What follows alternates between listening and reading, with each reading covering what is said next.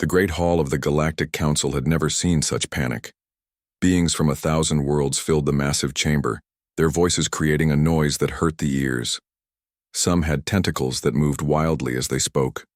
Others had multiple, eyes that blinked in patterns of fear. The air smelled of different atmospheres mixing together as emergency breathing masks worked over time. At the center of it all stood Admiral Kethvar of the Altarian Republic. His blue skin had turned almost purple with stress. His 3 arms gestured at the holographic display that showed the horror sweeping across the galaxy.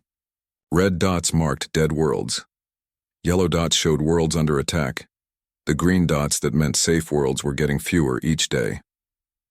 The Zethkari Armada has destroyed another 17 systems, Admiral Kethvar announced. His voice carried across the hall through translation devices. That brings the total to 231 dead worlds in just 3 months.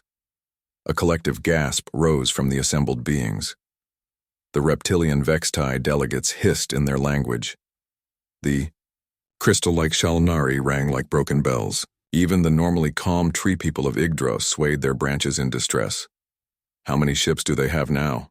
asked Ambassador Zulreth, her insect-like eyes clicking as they refocused. "Our intelligence suggests over 1 million vessels," Kethvar replied, "and they keep growing. Every ship they destroy, every world they consume makes them stronger.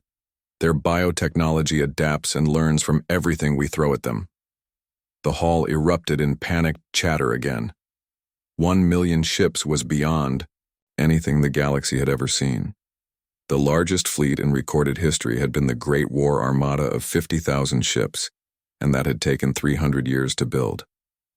"What about our combined fleets?" shouted someone from the back. "Surely together we can match their numbers?" Admiral Kethvar's expression grew even darker. "We have tried. The Battle of Nexus Prime involved over 200,000 ships from 17 different species. We lost 90% of our forces. The Zethkari lost less than 5% of theirs." Silence fell over the hall like a heavy blanket. 200,000 ships reduced to nothing. The mathematics were simple and terrifying. At this rate, the galaxy would fall within a year. "We need new allies," declared Councillor Mirthkan, her voice echoing from her environmental suit. "Every species, every world, every ship that can fight must join us. We have already contacted every known civilization," Admiral Kethvar said. "Most have agreed to send what forces they can. The hegemony promises 50,000 ships. The Federation can contribute 30,000. The smaller species are pooling their resources." "What about the humans?" asked a voice from the middle of the hall. A strange quiet settled over the assembly.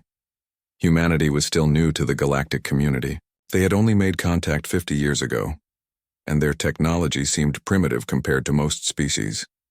They used chemical rockets when others had mastered gravity manipulation. They fought with kinetic weapons when energy weapons were the standard.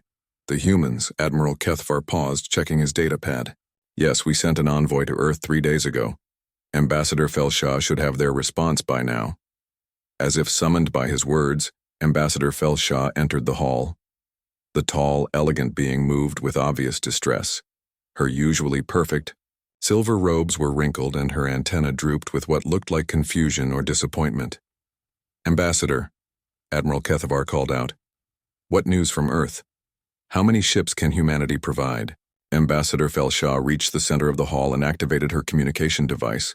Her voice carried clearly, but it shook slightly as she spoke. "I have just returned from Earth," she began. "I explained the situation to their leaders. I showed them the recordings of Zethkari attacks. I made it clear that this threat could destroy all life in the galaxy." "And?" prompted Admiral Kethvar. They listened carefully. They asked many questions about Zethkari capabilities, ship designs, and battle tactics. Then they held a meeting that lasted 18 of their hours. The hall waited in tense silence. Their response was delivered by a human called Fleet Admiral Chen. She thanked us for bringing this matter to their attention. She assured us that humanity would do its part to defend the galaxy. "How many ships?" Admiral Kethvar asked again. Ambassador Felshaw's antenna drooped even further. "1 ship." The hall exploded. Voices rose in anger, confusion, and disbelief. Some beings laughed, thinking it was a joke.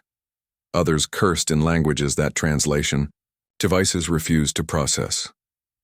One ship? Admiral Kethvar's voice cut through the noise.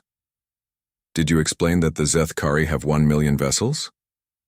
I did, Ambassador Felshaw replied. I showed them the tactical analysis. I explained that their largest recorded fleet has only 200 ships, all of them exploration vessels. I told them that even our smallest allies are contributing thousands of ships. And they still said 1 ship? Yes. Admiral Chen was very specific. She said humanity would send exactly 1 ship to join the defense fleet. The hall descended into chaos again.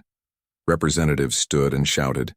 The Korthak delegation simply walked out, their heavy footsteps echoing their disgust. Several species began talking about withdrawing their own support, if this was the level of commitment they could expect.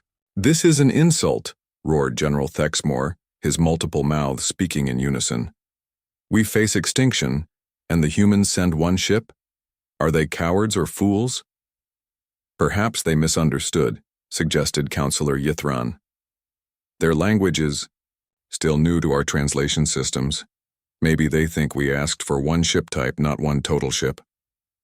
Ambassador Felshaw shook her head. No mistake. I confirmed it multiple times. Admiral Chen was very clear. Humanity will send 1 ship to the rally point at the Kepler station. She said it would arrive in 10 days. What kind of ship? Asked someone. She called it a heavy cruiser. The UES Defiant Dawn. According to their records, it carries 800 crew members and mass is approximately 1,000 tons. Laughter broke out across the hall. 1,000 tons was tiny by galactic standards. Most species built ships that massed millions of tons. Even personal shuttles were often larger than what the humans were sending. 800 people to face 1 million bioships, Admiral Kethvar said slowly. Either the humans have technology beyond our understanding, or they have simply chosen to commit suicide in a dramatic fashion. There is another possibility, said a quiet voice from the back. The speaker was Dr. Milthus, an ancient being whose species had studied warfare for millennia. Perhaps they know something we do not. What could they possibly know? General Thexmore demanded. They have been in space for barely a century. We have been fighting wars among the stars for 50,000 years. Dr. Milthus stood slowly, her old bones creaking. That is exactly what concerns me. In my studies of warfare, I have learned that sometimes the newest fighters are the most dangerous. They have not learned what is impossible. The hall grew quiet as beings considered this. Or, Admiral Kethvar said finally, they are simply naive and will die quickly. Either way, we cannot count on human assistance. We must prepare for the defense of the galaxy with the forces we have. As the council session continued, planning desperate last stands and impossible strategies, few beings gave much thought to the single human ship that would soon join their fleet. In 10 days, they would learn whether Dr. Milthus was right to be concerned, or whether humanity had simply chosen an honorable death over a long surrender. The Zethkari were coming, and the galaxy would soon discover what 1 human ship could do. 10 days later, Kepler Station buzzed with activity unlike anything in its 300-year history. The massive space station had been designed as a trading post and diplomatic center. Now it served as the rally point for the largest military fleet ever assembled in galactic history. Ships of every size and shape surrounded the station.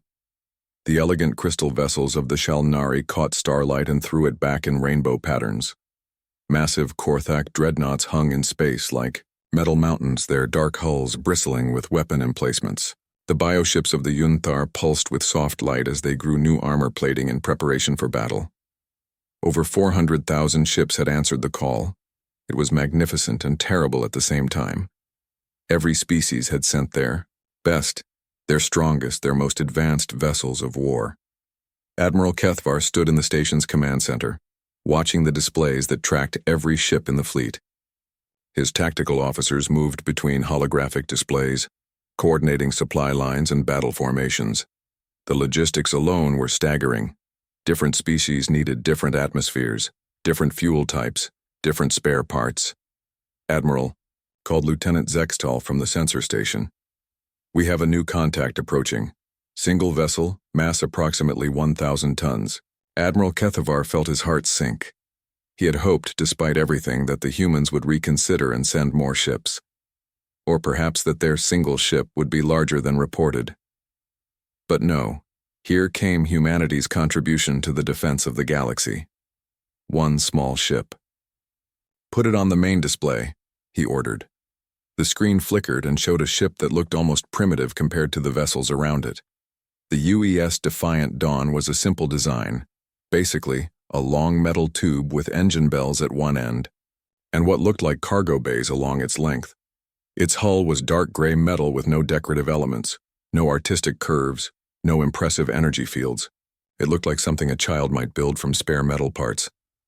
"That is their warship?" asked Commander Vorthak, his voice filled with disbelief.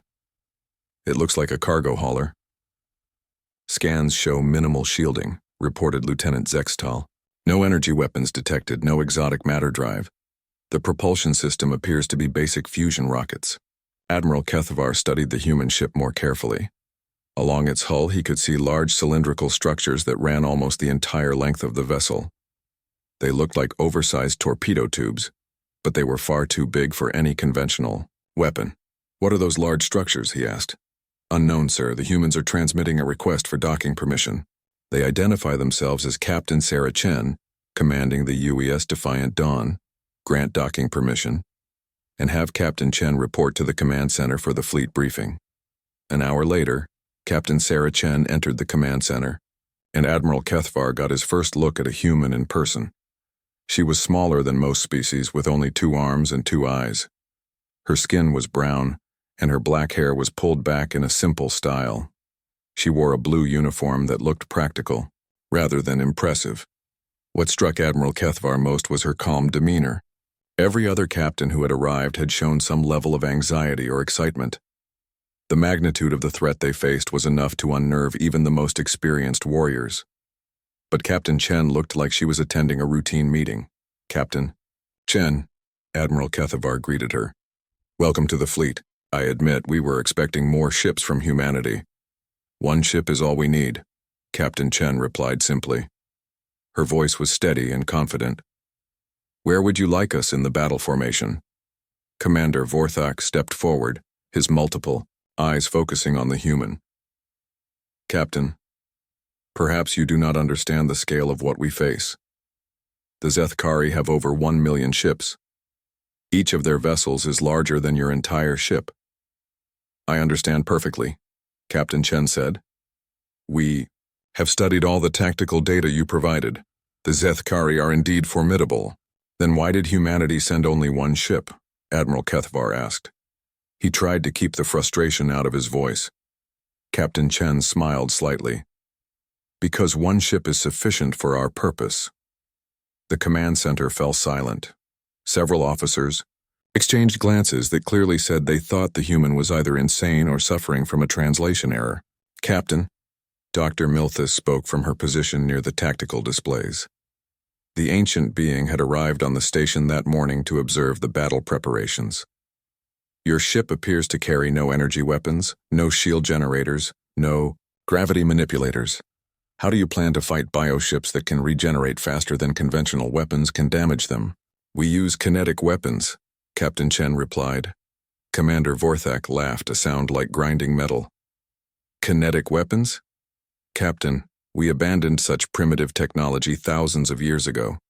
Solid projectiles cannot penetrate modern armor, and they certainly cannot damage self-repairing bioships."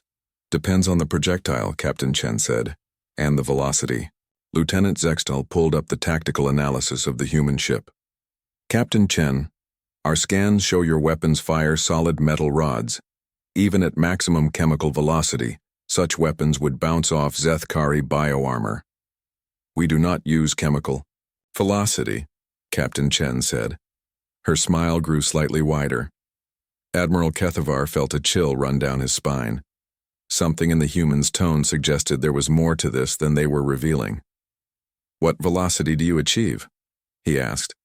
"Classified," Captain Chen replied, "but I can tell you that we have learned a few things about making objects move very, very fast." Dr. Milthis moved closer to the tactical display showing the human ship. Her ancient eyes studied the cylindrical structures along its hull. "Those are not conventional weapons," she said slowly. "They are too large, too long." "What are they?" "Rail cannons," Captain Chen answered. "We call them the Thunder Batteries." "Rail cannons." Commander Vorthak looked confused. "Electromagnetic acceleration? That is even more primitive than chemical propulsion." "Sometimes the old ways work best," Captain Chen said, "especially when you perfect them." Admiral Kethvar studied the human captain more carefully. There was something in her demeanor that suggested confidence beyond what her ship's apparent capabilities should inspire. Either she was completely delusional or humanity had developed something that their scans were not detecting. "Captain," he said finally, "I must ask, are you certain that one ship is sufficient? We face extinction. Every vessel could make the difference between survival and the death of all galactic civilization." Captain Chen's expression grew serious. "Admiral, I appreciate your concern, but humanity did not send one ship because we are arrogant or because we misunderstood the threat. We sent one ship because that is all we need to destroy the Zethkari Armada." The command center erupted in shocked voices. Several officers began talking at once, demanding explanations or expressing disbelief. Admiral Kethvar raised his hand for silence. "Captain Chen," he said carefully, "you claim that one ship can destroy 1 million enemy vessels?" "Not just claim," Captain Chen replied. "Guarantee." Dr. Milthis stepped forward, her old voice cutting through the tension. "Captain, what have your people done? What technology do you possess that could accomplish such a thing?" Captain Chen looked around the command center, meeting the eyes of each senior officer. When she spoke, her voice carried absolute certainty. "We learned that the universe has rules, physical laws that cannot be broken or adapted to. The Zethkari have mastered biology and energy manipulation. They can regenerate, adapt, and evolve their defenses against any weapon you use, but they cannot change the fundamental forces of physics." "What does that mean?" Admiral Kethvar asked. "It means," Captain Chen said, "that when this battle begins, you will understand why humanity has never lost a war, and you will learn why sometimes the simplest solutions are the most devastating." As Captain Chen left to return to her ship, the command center remained silent. Admiral Kethvar stared at the tactical display showing the single human vessel among hundreds of thousands of Allied ships. Either they were about to witness the most spectacular military disaster in galactic history, or they were about to learn something terrifying about the species that had quietly joined their community 50 years ago. The Zethkari Armada was only hours away. Soon everyone would have their answer. The Zethkari Armada arrived like a nightmare made real. They emerged from hyperspace in perfect formation, their bioships pulsing with dark energy that seemed to absorb light rather than reflect it. From a distance, they looked like a swarm of insects, but as they drew closer, their true horror became apparent.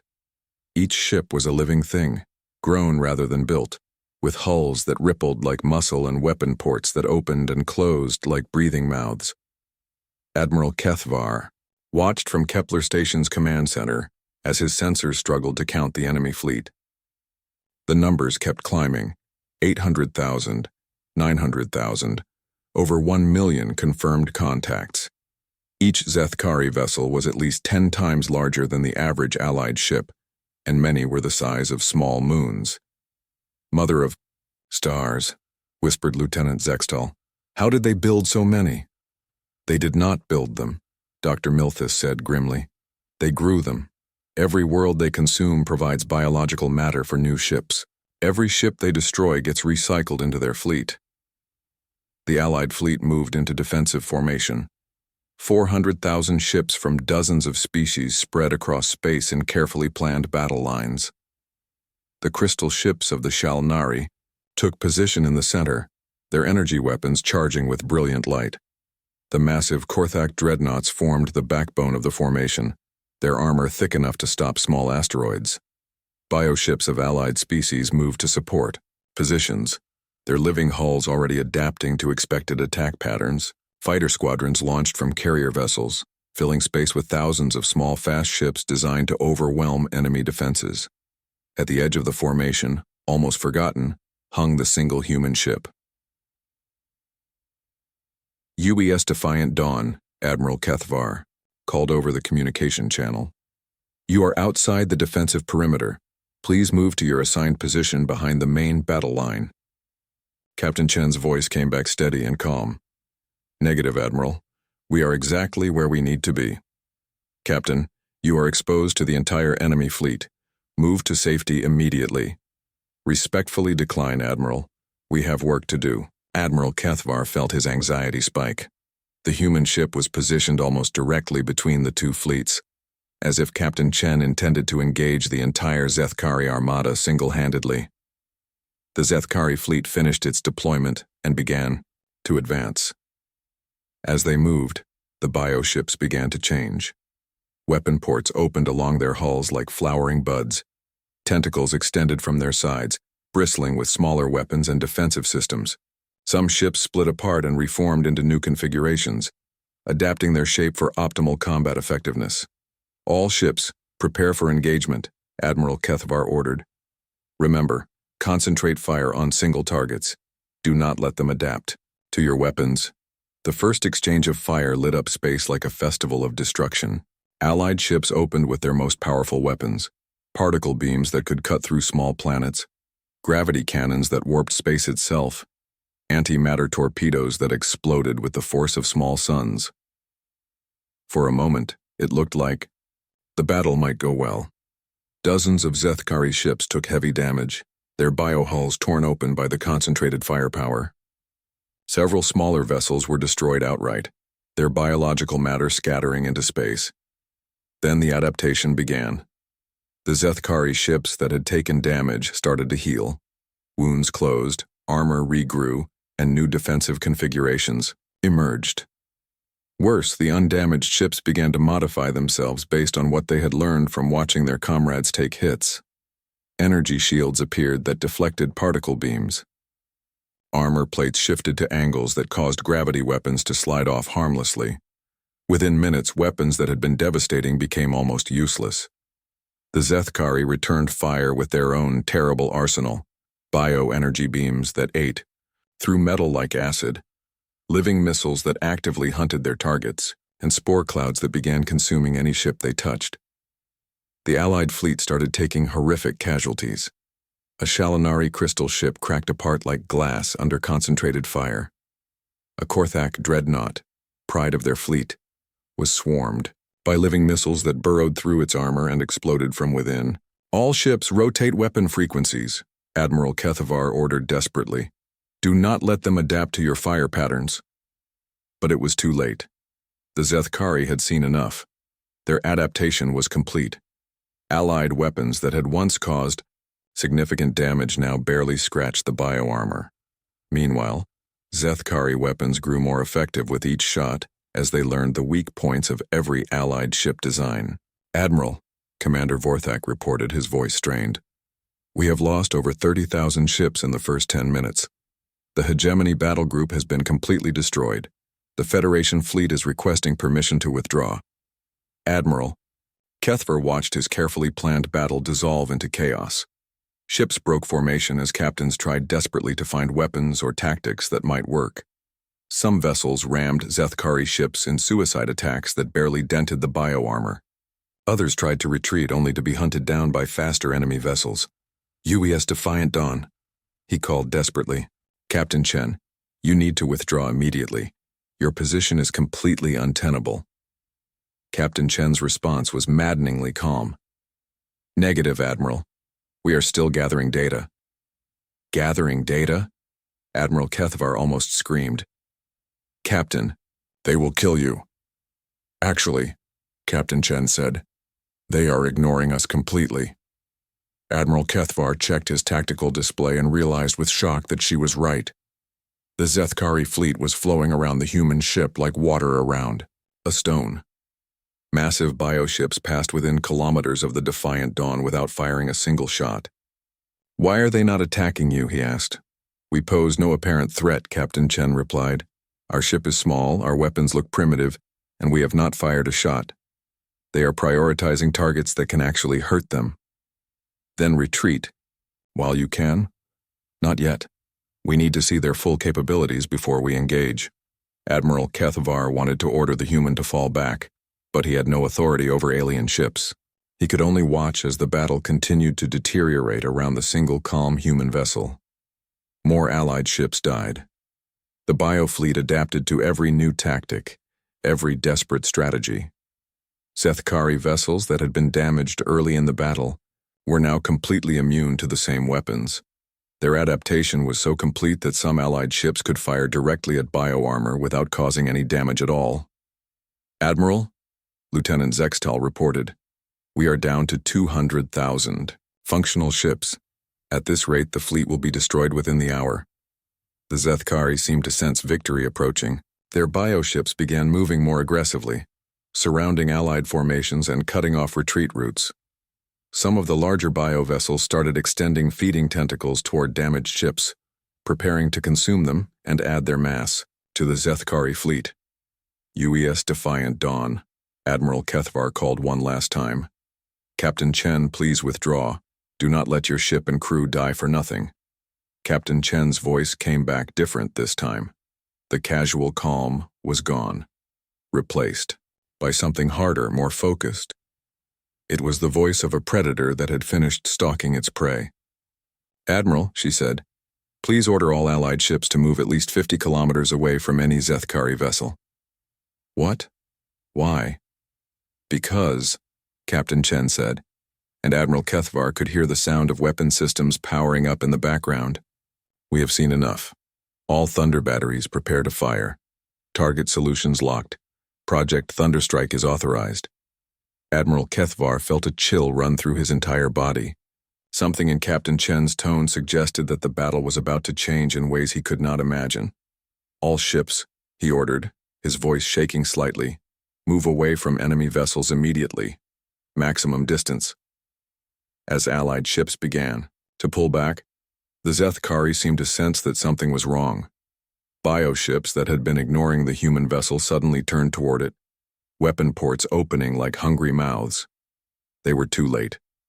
Captain Chen's voice cut across all frequencies, calm and deadly. "Thunder batteries, you are free to engage." The first thing Admiral Kethavar noticed was the silence. When the UES Defiant Dawn fired its weapons, there was no flash of energy, no visible beam, no explosion of light. The massive rail cannons along the ship's hull simply twitched slightly, and then nothing. For a moment, Admiral Kethavar thought the human weapons had misfired. Then the Zethkari ship started dying. It began with a biocruiser that had been turning toward the human vessel. The massive ship, nearly a kilometer long, simply ceased to exist. One moment it was there, weapon ports opening to fire, and the next moment it was gone. Not destroyed, not exploded, but gone. In its place was an expanding cloud of superheated plasma that had once been biological matter. What in the name of the void was that? Commander Vorthak gasped. Before anyone could answer, more Zethkari ships vanished. A bio-dreadnought the size of a small moon flickered out of existence. A cluster of smaller vessels disappeared so quickly that sensors could barely track what happened. Each death was preceded by the same tiny motion from the Defiant Dawns. "Rail cannons." "Lieutenant Zextal," Admiral Kethavar called urgently.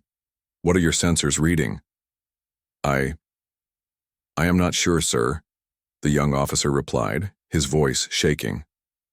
"The human weapons are firing solid projectiles, but they are moving at..." He paused, checking his readings again. "Sir, this cannot be correct." "What speed?" Admiral Kethavar demanded. 15% light speed, sir. The projectiles are traveling at 15% of the speed of light." Silence fell over the command center. That was impossible. Relativistic velocities required exotic matter, gravity manipulation, or antimatter systems. The human ship showed no signs of such advanced technology. "Mass of projectiles?" Dr. Milthus asked quietly. "Approximately 50 kilograms each," Lieutenant Zextal reported. "Simple tungsten rods." Dr. Milthus began calculating in her head, her ancient mind working through physics equations that most beings needed computers to solve. When she finished, Her face had gone pale. 50 kilograms at 15% light speed, she whispered. The kinetic energy of each projectile is equivalent to a fusion warhead, but that is not the worst part. What is the worst part? Admiral Kethvar asked, though he was not sure he wanted to know. At that velocity, there is no defense. No shield can stop them. No armor can deflect them. The projectiles are hitting, with enough force to disrupt molecular bonds. They are not just destroying the ships, they are converting matter directly to energy. On the tactical display, more Zethkari vessels died. The human ship fired with mechanical precision, each shot claiming another target. The bioships tried to adapt, growing thicker armor, deploying energy shields, even attempting to dodge. Nothing worked. The tungsten rods punched through everything like it was empty space. But as Admiral Kethvar watched, he realized that simple kinetic destruction was not the only weapon humanity had brought to this battle. "Sir," Lieutenant Zextal called out, "I am reading strange activity in the debris fields where the Zethkari ships were destroyed." "What kind of activity?" "The debris is moving, and the composition is changing." Admiral Kethvar enhanced the sensor display and felt his blood turn to ice. In the expanding clouds of matter that had once been bioships, something was happening. The debris was not just floating apart as it should. Instead, it was writhing, reshaping, and most terrifyingly, it was spreading. "Captain Chen," he called urgently, "what did you fire at those ships?" Captain Chen's voice came back with grim satisfaction. "Tungsten rods with a special payload. Each projectile is hollow and contains approximately 10 million nanobots." Nanobots? Self-replicating. Machines each smaller than a virus. They have one simple program. Consume any biological matter and use it to build more copies of themselves. The full horror of humanity's weapon began to dawn on Admiral Kethvar. The kinetic impact was just the delivery system. The real weapon was a technological plague that could turn the Zethkari's greatest strength against them. "The bioships regenerate using biological processes," Captain Chen continued. "Our nanobots replicate faster than biological systems can heal. Each ship we hit becomes a factory for producing more nanobots, which then spread to nearby vessels." On the display, Admiral Kethvar could see it happening. Zethkari ships that had not been directly hit were beginning to show damage as clouds of nanobots reached them. The biovessels tried to adapt, growing new defensive measures, but they could not evolve fast enough. The nanobots simply consumed whatever new biological matter was produced and used it to replicate even faster. "Dear gods," Commander Vorthak breathed. "They are dissolving from the inside out." The Zethkari fleet, which had been advancing confidently, just minutes before fell into complete chaos. Bioships fled in all directions as they realized that proximity to infected vessels meant death. Some tried to purge infected sections by ejecting parts of themselves into space, but the nanobots had already spread too far. Captain Chen's tactical genius became clear as Admiral Kethvar watched the battle unfold. She had waited, letting the Zethkari fleet bunch together in their confidence, allowing them to adapt to conventional weapons. Then, when they were packed tight and focused on destroying the Allied fleet, she had unleashed a weapon they could not adapt to because it used their own biology against them. "How many ships can you destroy?" Admiral Kethvar asked. "All of them," Captain Chen replied simply. "At current rate of spread, the nanobots will reach every vessel in their fleet within 2 hours. The Zethkari cannot outrun their own biology." Human ship continued firing, but now Admiral Kethvar understood that each shot was not just destroying a ship, it was infecting entire sections of the enemy fleet.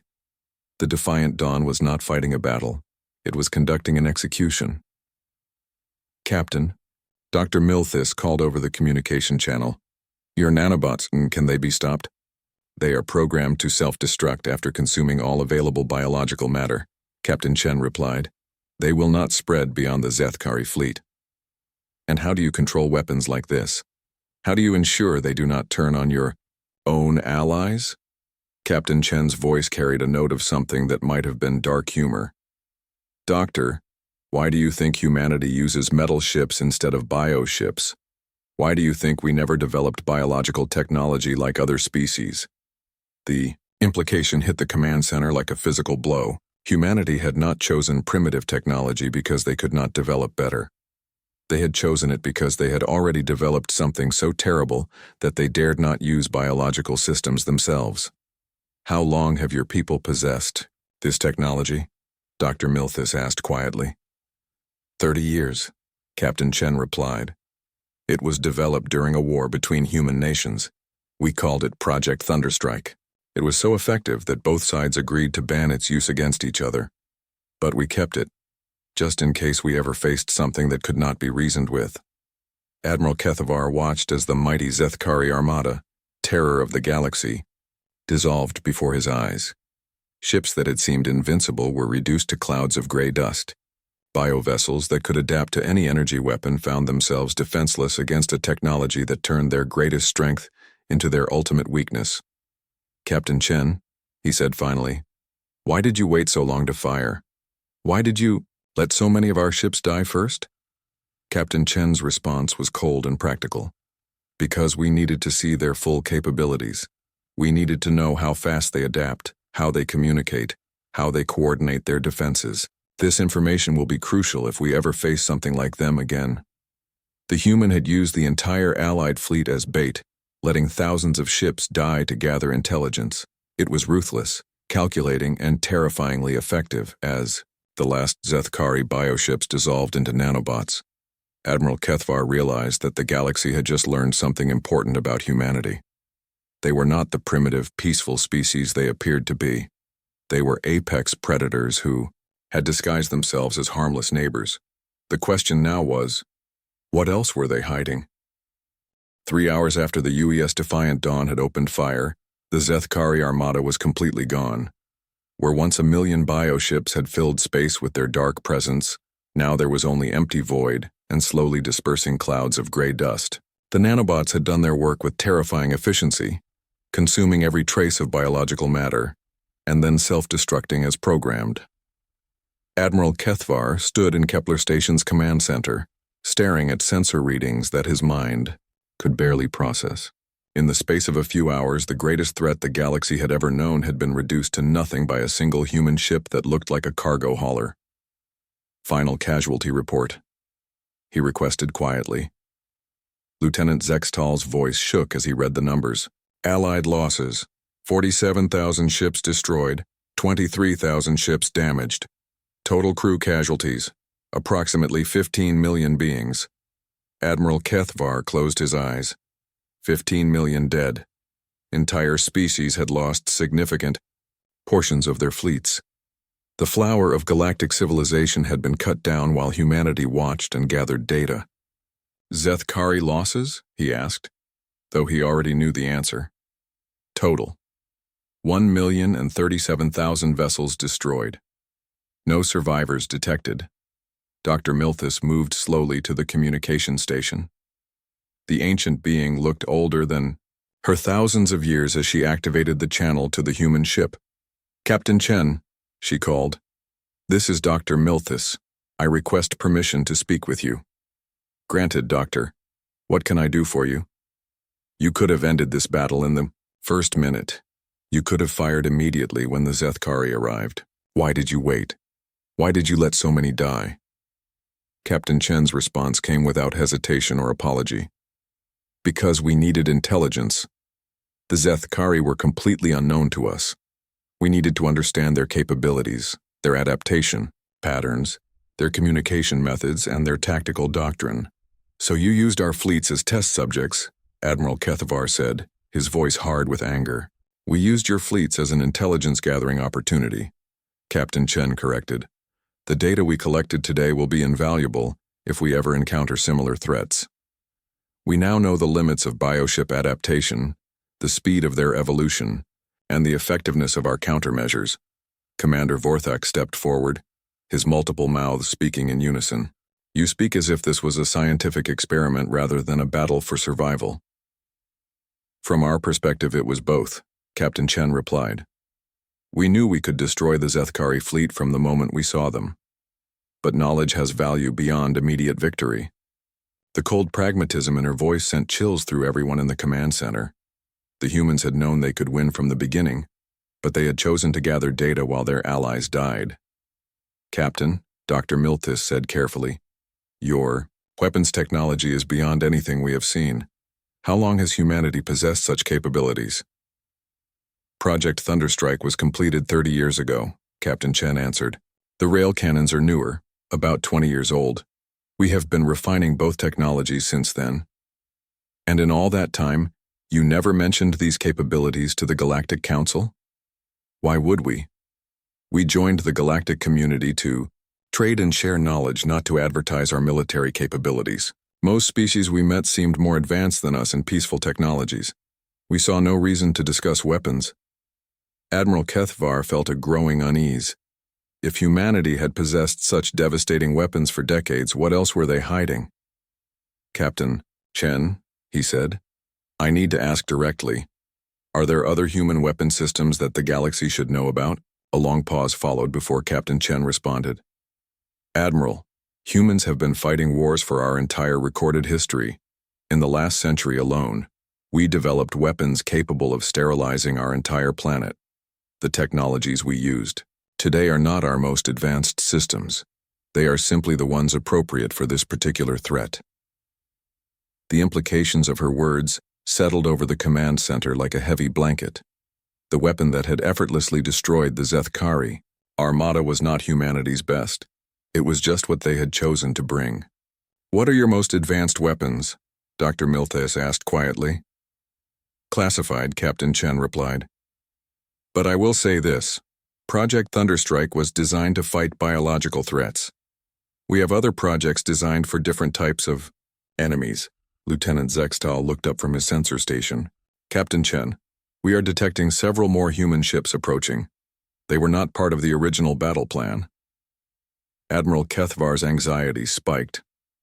"Captain, you said humanity was only sending one ship." "We sent one ship to fight, Captain," Chen clarified. "These are science vessels coming to study the battlefield. The nanobots were a field test of an improved design. Our researchers want to analyze their effectiveness." 4 human ships emerged from hyperspace, each one similar in design to the Defiant Dawn but clearly configured for research rather than combat. They moved among the debris fields with scientific precision, collecting samples and data. "Field test?" Admiral Kethvar repeated. "You tested experimental weapons on the Zethkari?" "The nanobots had been tested extensively in laboratory conditions," Captain Chen explained. "But there is no substitute for real battlefield data. The Zethkari provided an excellent opportunity to test our systems against an adaptive biological threat." Dr. Milthus studied the tactical displays showing the human research vessels at work. "Captain, your species has been members of the Galactic Council for 50 years. In all that time, we believed you were a peaceful, technologically modest civilization. Now we discover that you possess weapons that make our most advanced systems look primitive. Why the deception?" "There was no deception," Captain Chen said. "We are peaceful. We have never attacked another species, never claimed territory that was not ours, never threatened anyone. The fact that we are capable of violence does not mean we are violent." "But you are prepared for it," Admiral Kethavar observed. "Of course, humans have a saying. Walk softly and carry a big stick. We prefer diplomacy and trade, but we are always ready for war." The human research ships finished their work and began to withdraw. As they prepared to leave, Captain Chen's voice came over the communication channel one final time. "Admiral Kethavar, the Zethkari threat has been eliminated. Humanity considers this matter closed. We will return to our normal activities within galactic civilization." "And the knowledge you gained today?" Dr. Milthus asked. "Will be used to prepare for future threats.